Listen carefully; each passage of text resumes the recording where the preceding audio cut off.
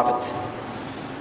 ரசூல் ஸல்லல்லாஹு அலைஹி வஸல்லம் அவர்கள் இந்த மானங்களை பற்றி சொல்லும் போது சொன்னார்கள், அரஃபா மைதானத்தில் நின்று கொண்டு சொல்கிறார்கள், அவர்களுடைய முதலாவது ஹஜ், இறுதி ஹஜ். ஆயிரக்கணக்கான சஹாபாக்கள் வந்திருக்கிறார்கள்.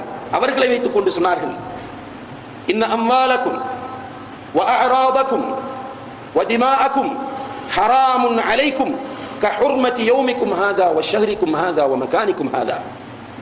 உங்களுடைய மானங்கள், உங்களுடைய இரத்தங்கள், உங்களுடைய பொருளாதாரம், இந்த இடம், இந்த நாள், இந்த மாதம் எப்படி புனிதமோ அப்படி புனிதமானது. எனவே இவற்றை பாதுகாக்க வேண்டிய பொறுப்பு உங்களுக்கு இருக்கிறது.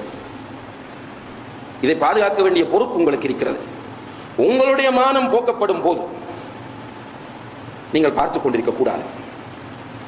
உன்னுடைய மானத்தை ஒருவன் போக்குகிறான் என்றால் அதை நீ பார்த்துக் கொண்டிருக்க கூடாது. அதற்காக நீ போராடு.